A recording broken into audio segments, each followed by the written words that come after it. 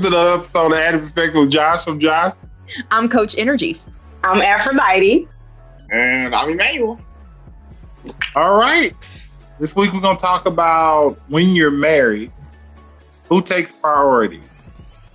Your mom, your dad, your children, or your wife or relationship?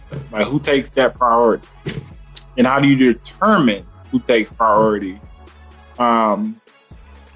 when you're, married? So, Nrgy, how do you want to start this off? How do you want to start this off?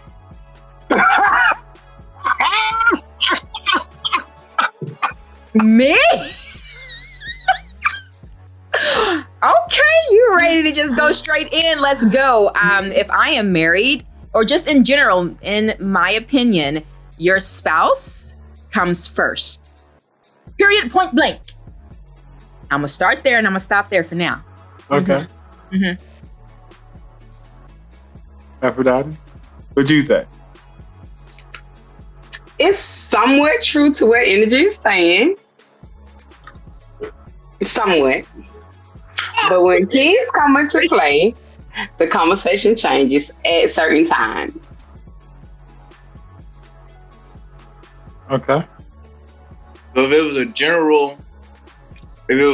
you just had to put one in the number one spot for general purposes, what would be in the number one spot? Spouse or your parent? Spouse or your parent? A spouse, a parent, a spouse. So we're not talking about the kids no more. We're just going spouse and parent. Just for this question with her, yeah. Spouse and parent, spouse. Okay. Mm-hmm. Yeah, seems a little shaky.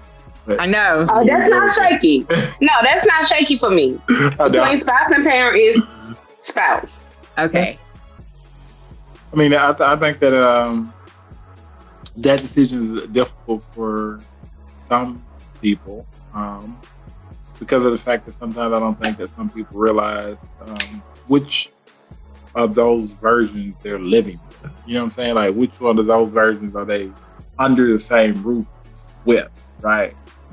So if you are a person or one of those people that actually choose mom or dad being the priority, and you turn around and tell your wife or significant other that, then you run the risk of like them not taking that well, or it's a court talk, baby. They be like, "Oh, that's great, right?" Like, most times, I don't think that people gonna take that. Like, I don't think that anybody go, "Hey, yeah, let me do this X, Y, Z." But normally, when a person says that they might put their children first and stuff like that, you'll be amazed at how many people go with that. You know what I'm saying? Like, actually, like, think that is actually the correct way of doing it. Like that, like putting their children first is a good thing. I'm not sure if you've heard that before, but some people do consider that. Sounds a good thing to me. I mean, I think it is a good thing, personally. I guess it depends on why one is prioritized over the next. And that's really what it comes down to. We can all talk about what should go first and what should go second and whatever that looks like, but why is the real question. Yeah. Why would in the instance of wife, mom, dad, whatever, why is wife first? Why is mom first? Why may children be first? And I think that's what we really need to kind of dig into to see where the values are. Because I think that'll kind of make it clear why people feel certain things about different people, why they feel certain levels of priority about different people in their lives. Yeah. Like, my thing though is that if you put your mom or your dad or your children above your partner, do you still reserve the right to complain about the relationship? Yeah. I think so. But why? Like, think about that though. Like, if you put either your mom, your dad, or your children in front of your partner, why complain about situations that are not going right in your relationship? You know what I'm saying? Like, why still reserve the right to complain? Because your focus essentially isn't on that person. So it's like, what are you really complaining about, right? Like, what is it that you leaving yourself open to? Because it's like if you don't, it's like that whole principle. Like, if you don't change the oil in your car gonna break down. But if you don't do specific things in your relationship to keep things going, your relationship isn't gonna work that great. Like, it's not. So it's like, I agree with the last thing you said. But just because something isn't your number one priority doesn't mean it isn't a priority and it isn't taken care of. I think that's where we kind of differ. Yeah, but there's level. You because I know you're that person. So there's levels to priority. So even if you put that person on level 2, level 3, level 4, whatever that level would be in your daily priority list, they still not going to be at the top of your list, which means that there's going to be some things that you're going to miss. That's like this. Okay, perfect example. So based off what you're saying, okay, whatever isn't your top priority, you shouldn't have as much of a say-so in. Is that what you're saying? No. What I'm saying is that why complain when the amount of effort that you're going to put into that particular priority is not going to be the same, you know? Because if something's like number 1, number 2, obviously you're going to have all the energy for that. Like, if it's number 1, number 2, you going to cut corners, you going to make sure number 1, number 2 is done. But when you get down to number 3, number 4, number 5, you may not have as much gusto to actually, you know, deal with whatever that issue is. So that means that if you don't have the same level of commitment for 3, 4, and 5, whatever that priority is, they may lead to like complaints, like things not working correctly in that particular relationship. So why reserve? That's my thing. I'm always gonna say, why reserve the right to just sit there and just complain about something that you could just easily erase number 2 and just move it up and then just put some more effort into it. You know what I'm saying? Like, put some more effort into that relationship. Like, that's what I'm saying. Because you have to know low level priority stuff. That's human nature. You're not gonna be putting in 1,000% of energy into that particular thing than you would do or 1 or 2. Correct. Now, low level is different from priority 2 versus priority 1. Priority 1 could be literally 49. Priority 1 could be 51% of your effort. Priority 2 could be 49. And literally, you're putting everything you got into these 2 priorities. Or if you've got 3 priorities, it could literally be 33, 33.3, 33.5, whatever that looks like. But these are all key focuses of yours. But I feel like from your standpoint, it's kind of like, if it's not 1, then, you know, it's not really going to get the right level of attention that it needs to be successful. And that's where you lose me. Because I believe that everyone has multiple priorities, and oftentimes of these multiple priorities, there's multiple that we're heavily focused on trying to manage and handle at any given time. Not to say that we care less about them, but naturally they are or may not be as important as the one, you know, preceding it. It's just the nature of priorities. Everything can't be one priority, but it's still very important. We're very intentional. We have every purpose of giving it the level of attention that it needs. It's just everything can't be number 1 priority. And then that's when you have that differentiation. Yeah.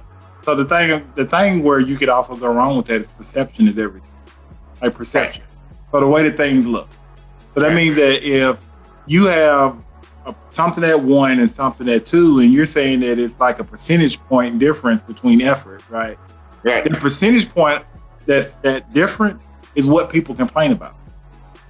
Like that 0.000 whatever. That's what people complain the most about. Like sometimes people don't see the 49.8% that you put in. Right? They don't see that part, but they see that 0.1% that you don't do. They see that part right there. You know what I'm saying? From a relationship standpoint, that's the difference. It's like millimeters or whatever it is. It's like a small difference. So what you see is, okay, you know, minimal from a relationship standpoint, most times is major. Like that's something that's big, right? And I think that's the part that you may be missing a little bit.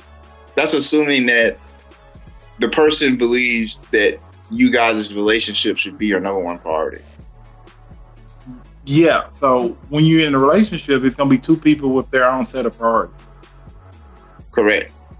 But the relationship should be your number one priority.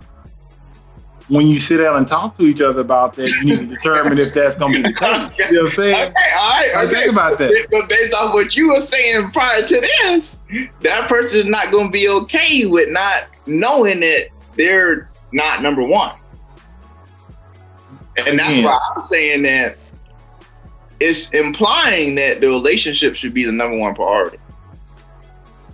Okay, so if your relationship isn't your number one priority and perception is everything, if you're putting all your energy into whatever your other priority is, all your energy is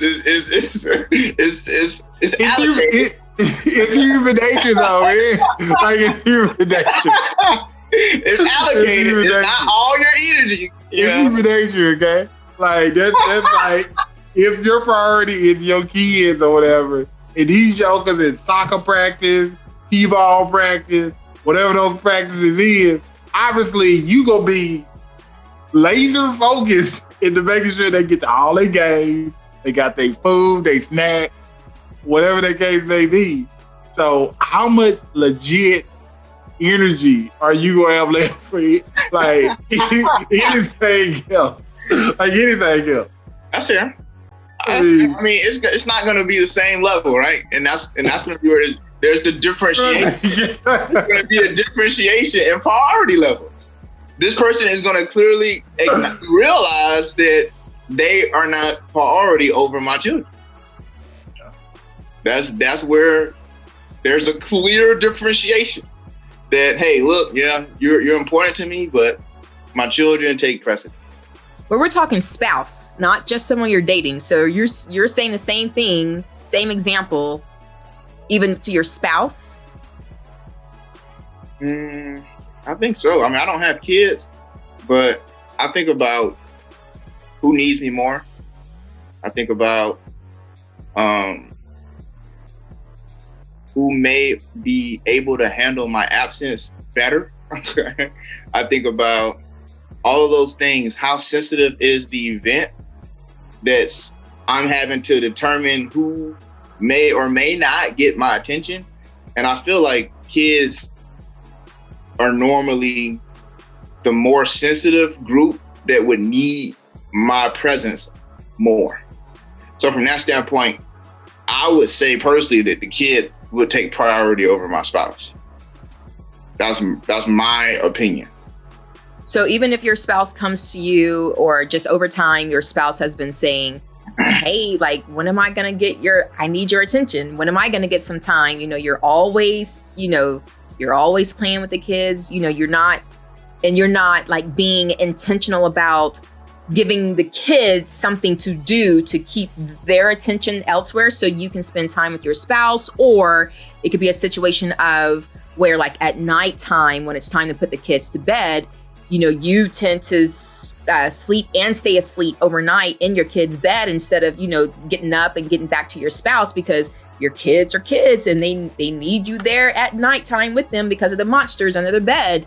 Like, are you going to continue to put your kids first, even though your spouse is saying, hey, I need your attention too. I need some us time, some adult time. So I don't believe kids need parents to sleep in the bed with them.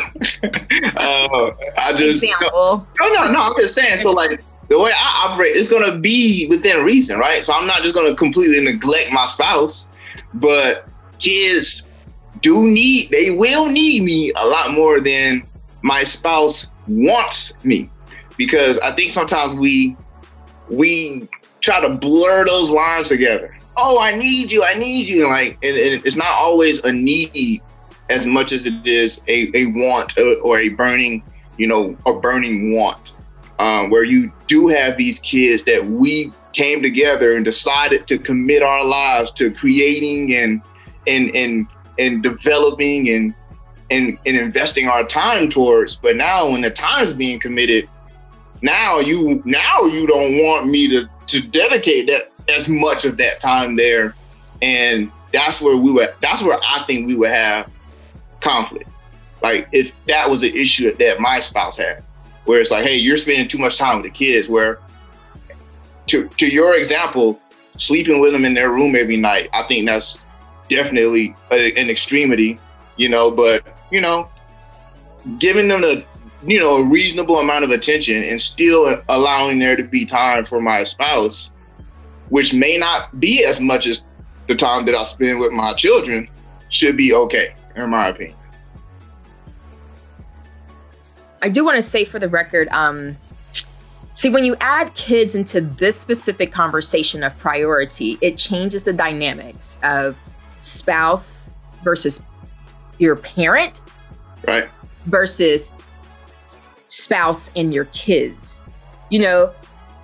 It changes from the original way that we were going to talk about this, because as a parent, and then even the work that I do as a mediator, the primary focus is the well-being of kids comes first.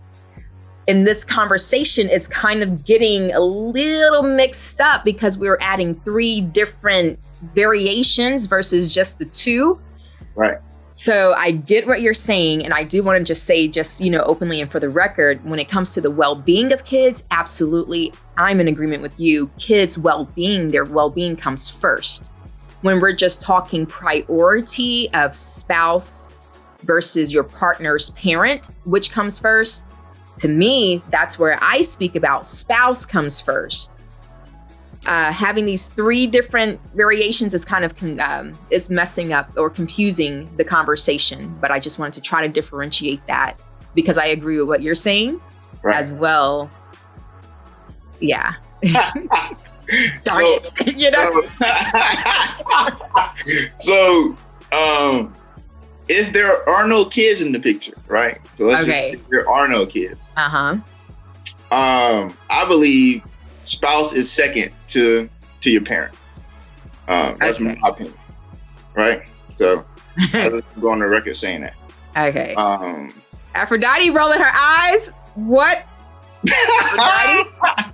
Right. So I'm just gonna let that sizzle on the podcast for a minute. Put some salt and pepper on it. So using his example, no kids right now. We're talking you're married, and then you have your set of parents, your spouse has their set of parents. Does your spouse comes first or your parent comes first? Your parents come first, Aphrodite. My spouse come first. Okay. That just relates back to a prior episode we had about the mama's boy conversation or whatever. No. Your spouse come first. We took the kids out of it. Your spouse come first. I understand. I've been in that situation or like a similar situation. I understand we got parents and, our parents do pull on us and do tug on us. But we also have a spouse that, we have to prioritize and make sure they're okay. It can become an issue between that marriage. if your partner feel like all your time or your priority is strictly your parents. Now, can the role flip? Sometimes they can, but that's situational. Because if your parents become sickly, and you might be the only child or the one child that has to step up and do the bulk of caring for that parent. Now that's different. Because I'm gonna empathize and sympathize with you. You understand? And I'm gonna support you. But if mama and dad over there healthy and they doing they do, and they handle their business, I'm gonna need to be priority. Yeah. I think I largely agree with what you said, Aphrodite. Now, the thing is here, so it's a few key things she said. I think the first thing is that for me, priorities don't change, right? If something's a priority, it's the priority. It's not, oh yeah, you know, she's sick, so now she's the priority, right? Is she the priority or is she not the priority? And that's the way I think about it when I think about my parents, right? Now, assuming everything is good with my parents, this is not to say, this is not to bring the mama boy, daddy's girl thing into the equation, because something can be your priority, but it don't mean that it don't mean per se that it's all of what that entails, right? But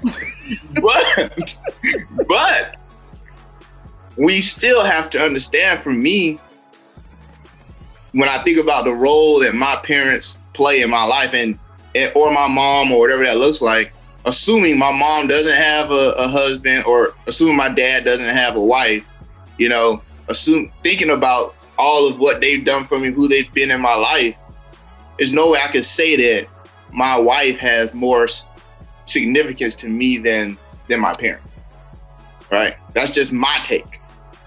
My wife, who, depending on the circumstance, I've known for 4 years, 5 years, you know, depending on the circumstance, you know, could be practicing infidelity, could be doing all of this, maybe not. But just think about today's generation, like most times those are the things that are happening. Man, you put too much into this. We're not No, Emmanuel. No, this is prioritizing your spouse versus your parent. We ain't talking about no infidelity. That's just too much. You're going too far. Because you're turning corners right now with that mindset. Sometimes people will have spouses who are abusing them, who are doing all these things to them, and they'll neglect their family because of exactly what y'all are saying. They'll neglect their family, and they will literally gravitate to that because of that mindset. We're not saying to neglect your family. We're not saying hold on. It's a strong word, brother. It's a priority. Hold on, it's a priority, right? We're talking about priority. It's a strong word. Okay, what you got? We're not saying. Wow. I'm not saying. Let me speak for me. I am not saying to neglect your mom or to neglect your dad or to neglect the things that they have done to you or neglect how they have raised you and been there for you. That's not what I'm saying. Okay. But when you get married, when you are married and you get married, the conversation changes and your wife should be a priority. And we ain't talking about that 49-51 foolishness you talking about. She is a priority, but she's not number one. Okay, that's all I'm saying. That's what I'm saying. Right? Okay, perfect example, right? Oh, well, no, I'm not gonna use that example because you empathize with the sick parent. But even let's get talking about the sick parent. Like, you cannot. Okay, so you said what you're saying, and correct me on this. You saying priorities don't change just because she's sick doesn't mean your priority changes. That is not true. That's not real life conversation situations. You know what I'm saying? That's not true. That does not mean I'm gonna neglect my husband or whatever. But the situation changed where I might be the caregiver or the caretaker for that parent. You know what I'm saying? So I need my husband to sympathize with me. I need his support. You know what I'm saying? He's still my priority, but I still need his support so I can handle this over here. That's not to say he's still not my priority. It's just the situation change where I have to tend to this. It's a mandatory situation. I have to tend to. Why do you have to tend to it? Because it's my mom, it's my parent, and they are dependent on that part of me. Why can't someone else do it? But who says I got someone else? They got. Who else can you call? If you're the only child, who you gonna call? I agree with you. I'm just helping you understand my point. And let's talk about if you got other siblings. Right. Let's talk about the other siblings in play. You have to understand, even with other siblings in play, every sibling is not available. They're not available. They might not be mentally stable, emotionally stable, all kind of foolishness to handle that type of stuff. It takes a special person, a special child to handle that. And trust me, your parent will put you in, your parent will let you know who they want to deal with them if they ever become in that situation, because they know their children. Oh yeah, I agree. But that's not to say my priority changed with my husband, because he still comes first. It's just a situation change where I have to come over here. That's all it's saying. So your husband says, I need you here, babe. I hurt my leg at work. I need you here with me. And your mom is in her situation. Where are you going? I'm going to my mom. Okay. So I'm going to my mom. Wait, no. I'm going to my mom. But guess what? What a woman, let me tell you what I would do. Okay. I'm going to go over there and make sure he good now. Wait a minute. Because I've done it before. Okay. I'm going to make sure he good. Okay. And I'm going to make sure he's taken care of. Be it if I need to take him to the hospital, get him some medicine, whatever. But babe, okay, I got you handled. I got to go back over here and handle it. So you get a call from both of them at the same time and you're equal distance away from both of them. Where are you going? Husband first? I don't know where I'm going. Oh, okay. Majority of the time I'll make a phone call. I need you to go here because I got to go here. There ain't nobody to call. It's just you. Then it's somebody going to be out of love regardless. I know. And I'm trying to get you to tell me who that is. Guess what? My husband going to be sympathetic enough because he going to know my parent is dying. Or my parent got sickly. Or whatever. So I know he's gonna probably pull on me, but he should have enough damn sense to know that, man, she got a sick parent or that I got to handle that. He got to have enough sympathy. If he don't, then that's the issue. And that's my point. That's when I say my mom is my priority. Or my parent, whatever that looks like.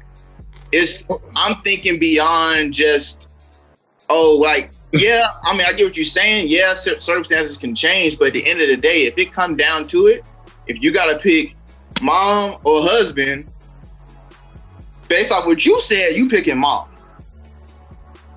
So that ties right into what I'm saying. I'm not saying, because see, I think when I say that it's a priority, we start thinking, he's with his mama all the time. He's trying to do everything with his mama. It don't mean that, but it means that if push come to shove, emergency hits on both sides of the table, where am I going? That's what I mean. Yeah, I'm gonna live with my wife. Me and my wife gonna live together. We're gonna do everything together, but push come to shove, I gotta make a decision. Am I going mom or am I going wife? And I can't sit here and honestly say I'm going wife. I'm going mom first. Hands down. I'm going dad first. If I had to pick one, that's where I'm going. So that's why I say what I say as far as mom or whatever comes before wife. They're both important.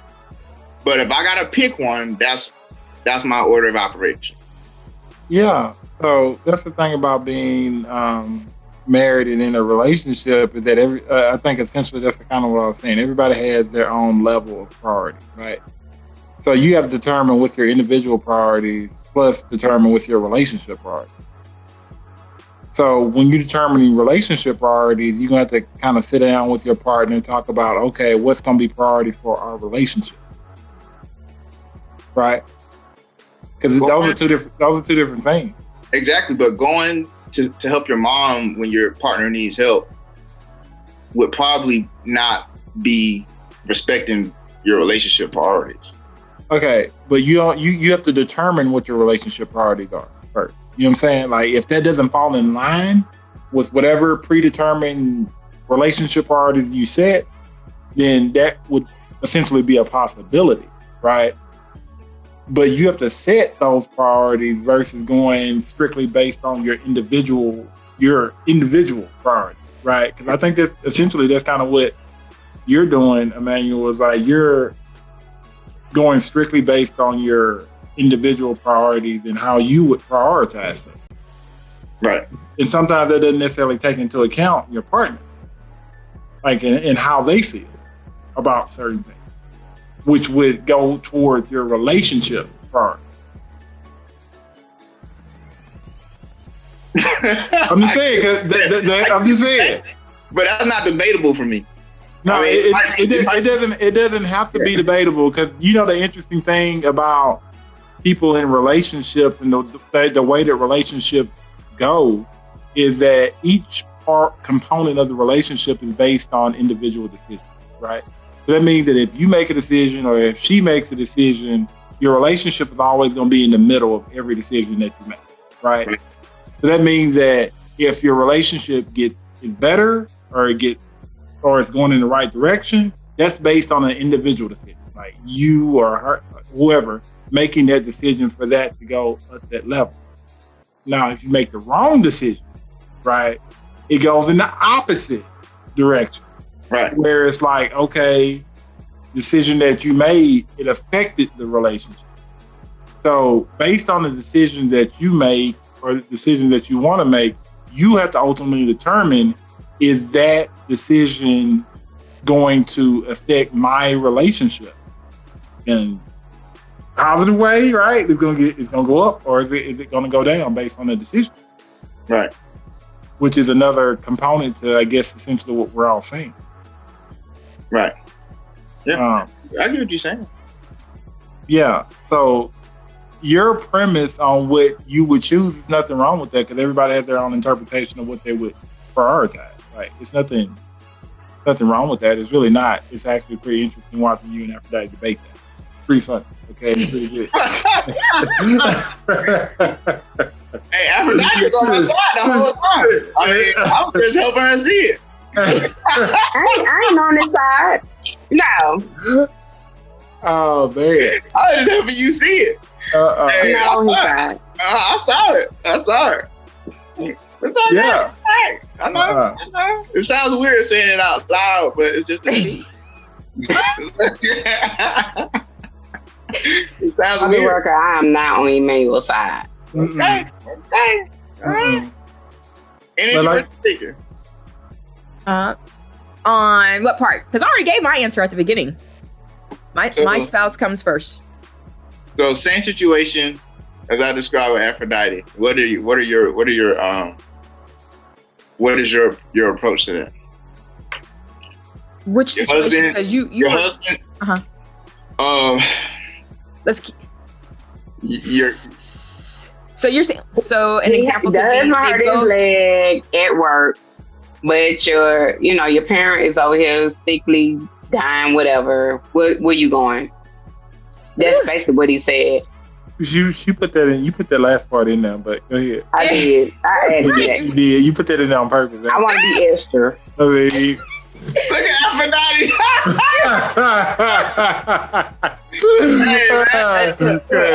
I just want to know. He didn't say dying, but he did say sickly. Right. Just in general, I made a commitment and a vow to my spouse.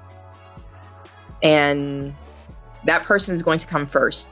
So in whatever situation, if I have two different people that are important to me, nonetheless, that both are calling on me at the same time, I'm going to check in and check on my husband first, my spouse first, see where he is, see what his situation is, respond accordingly. And while he's being taken care of, or while I'm en route or whatever, I'm taking care of my parent simultaneously, even if that means getting on the phone, calling the neighbor, calling for help, calling 911. There's always somebody to call, even if it's just 911, because if their situation is that bad, then I can't do nothing about it if it's just me over there. So I need someone else who at least to meet me over there. So I'm going to go ahead and get that phone call going while making sure that my A1, my spouse, is taken care of, because I made a vow and I committed my life to my spouse. If it's a situation where, it's my spouse doesn't need me in the sense of an emergency type of situation, but my parent may have an emergency situation going on, the type of man that I'm going to marry, he will say, I'm gonna probably beat you there. Let's both go to your parents' house. I'm gonna meet you there. I'm gonna beat you there. And we're gonna take care of it together. Right. So at the end of the day, my spouse still comes first, because I'm making sure that I vet and do my due diligence and marry and choose properly. So therefore, if a situation like that comes up, I'm not gonna be in a tug of war. Right.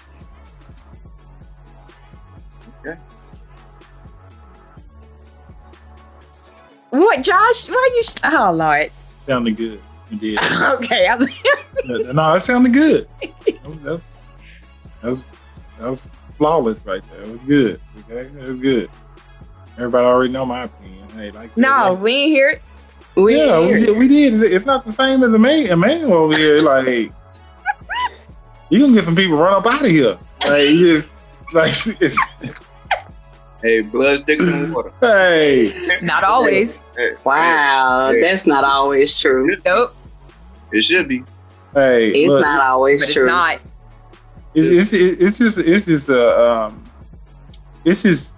It's nothing wrong with that premise that Emmanuel has. It's nothing wrong with that at all. It's just everybody has their own perspective on how marriage should, what that looks like. Like what you want your marriage to look like to you, and the choices that you make while being inside of your marriage, right?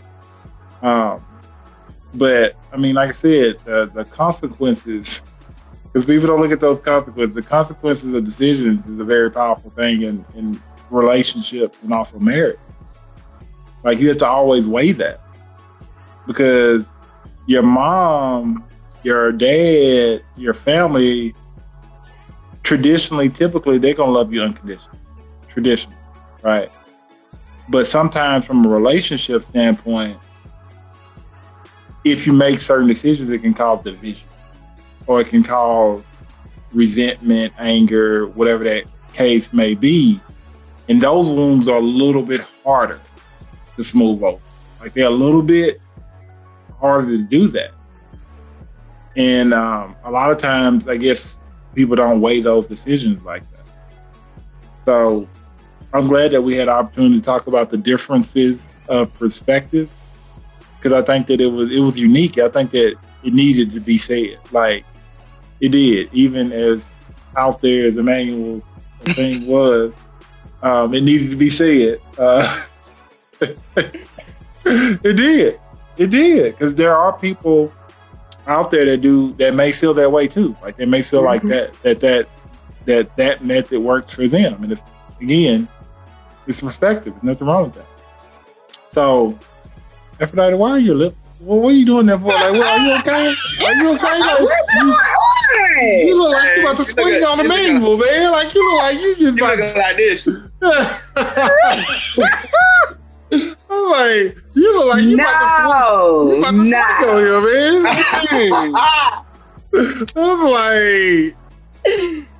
I was like, get out. Something, man. She's thinking about something that's on her face.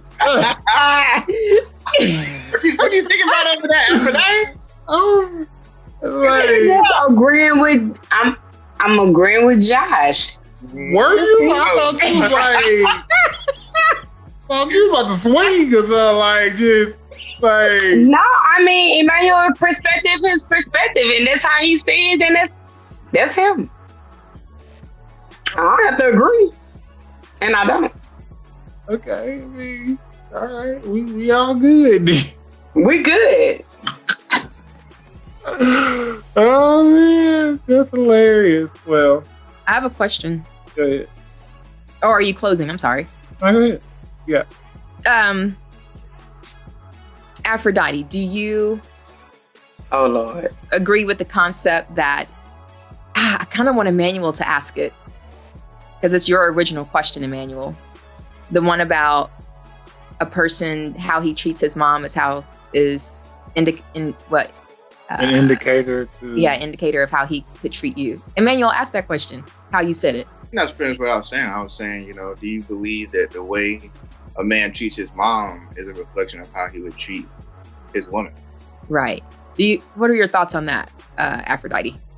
Have you ever heard that saying? Have you ever heard that saying? I have, and to be honest, to be very transparent, I believe it. Not in all cases, but yeah, I believe in looking at the relationship that he has with his mom. You know what I'm saying? The history, because it plays a role, and a lot of times it plays a role in their relationship with you. And not unless he don't really dealt with his issues. You know what I'm saying? If he have dealt with his issues, then it's different. But a lot of times I've seen where they don't want to deal with their mommy issues that they have had, if any, and or is underlying things that they didn't want to address. Or sometimes mom might sweep it up under the rug or whatever, and how she loved him or didn't love him. I can speak from my perspective. Like being a young parent, I didn't understand how I put my oldest son in a role of being like this man of the house conversation, right? I didn't understand that, right? So it wasn't until I matured and it caught my eye and my attention, and something he said that brought it to my attention. So I had to go and correct that, so he wouldn't put that off on his fiance or his girlfriend, or when he get ready to get in that relationship. So yes, I believe it to be true.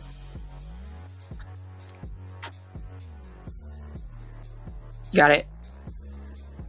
I want to answer that question. No, I don't think that's always true. No. I didn't say it's always true, but I do believe it to be true in certain situations. Okay, I'll go with that. Yeah. Yeah, I realize, from my perspective, how do you learn how to interact with a woman? Where does that come from? As a man, where does that stem from? TV. Yeah, you can develop your own ideology. You can, but more times than not, it's going to come from the development and the interaction that you had with the woman who was probably around you more times than not, being your mom. And yeah, I don't believe in, this one size fits all thing, but I believe it has an influence on any man. Now, the degree of the influence can vary, because there are other influences on the way that he's going to treat women in his life. That's not the only influence, but I do believe that there's an influence there. Yeah. But wouldn't the dad have influence too, though? You can't leave the dad out. Well, that's only if the dad is in the picture. Now, if he's not in the picture, if he is in the picture, then of course he's going to have a lot of influence. Right. So to me, if, assuming both parents are involved, a male learns how to handle or treat women from his dad. Not necessarily. If both parents are involved. Not necessarily. Mm-hmm. No, not necessarily. Because the dad, I'm gonna give you a prime example. The dad he probably treating the wife to the best of, his ability, not being disrespectful, not cursing or whatever. But the mom may not be giving that child that time, that attention, that affection, that love. So then that child is feeling neglected by the mom, which then will tend to have that child to develop some type of issue with females. Oh, yes. So from how you described it, from a parent-child standpoint, yeah, I get that. But what I was describing was a parent teaching a child intentionally, hey, this is how, when you go up to women, this is how you approach a girl. Boys tend to learn that from their fathers, assuming the fathers are around, to me. But as far as how, if a parent wasn't nurturing or involved in the kid's life, indirectly, he's going to pick up on some things. I get what you're saying, but from an actual intentional teaching standpoint, for me, a boy's going to pick it up, learn those things from his dad. But children learn more from what you're doing than what you telling them, right? So dad can say this, but if dad is beating mom or, acting aggressively and all of that, like what dad's saying may fall on deaf ears. Well, that's a completely different example. Yes, you're right in that case. Like you're changing. You're comparing apples to oranges. When I was describing a type of situation, you're bringing in something completely different. Which, your point is true too. But it's not answering. I'm saying that to say that a dad more than likely is not going out with his son, teach him how to talk to women. That's not happening. It's just not. There might be some at-home conversations. Yeah, when you talk to girls, you do this, but that son is actually getting a first-hand experience from the treatment that he's receiving from his mom, or that he's seeing that his dad, how his dad is treating his mom. Right. And in turn, if it's kind of hard to explain it because you're changing. It's not that hard. Not to cut you off. Go ahead. It's not that hard to explain because, for an example, for my own example, I grew up with both of my parents. So, the way that I saw my dad treat my mom and my mom treat my dad was not my personal example of how I ended up treating women. You know what I'm saying? Like, that wasn't my personal, this is my picture of how I'm going to treat women. Like my personal example of how I was going to treat women was, I guess I learned that indirectly, like not really directly from my parents whatsoever, more than my environment, basically. Like what I seen, like some things that I picked up personally. Like, you have to remember, like, growing up, nobody teaches that class. You know what I'm saying? Not even your parents. Nobody teaches you how, not 100%. Like, there may be some that do, show their kids, whatever. But there are far more that don't show their kids anything, right? Especially even if they do have two parents, you still may not get taught anything like that. So a lot of these things you picked up based on the environment that you're around. Yeah. Like, whether that's grandparents, cousins, uncles, whoever, like whoever you're the closest with, and that doesn't even have to be like mom, dad, or whatever. It's based on environment. Like, to me, that's my own personal experience. It's based on environment. Agree. Yeah. Because you can be really close with like your older cousins and you learn more from them than you do your own mom or dad. Yeah. Yeah, I agree. Yeah. I can attest to that. Like, that's kind of where I learned about women's body parts from my cousin. Why are you looking like that while you saying it? He was older than me. Like, he was telling me how he did it today. And I was like, really? Like, yeah, it's just, I'm telling you, that's how kids are learn though. Like you don't really learn directly from your parent per se. You learn other sources or whatever. And I know that was kind of random, but we've been kind of all over the place anyway when it comes to this topic. So. Oh, that was right on. That was right on. That was right on.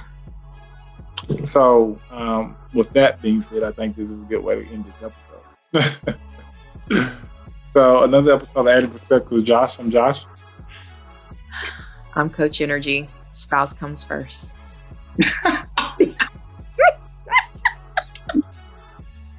I'm Aphrodite. And I'm Emmanuel. You love your parents. Honor your parents. Take care of your parents.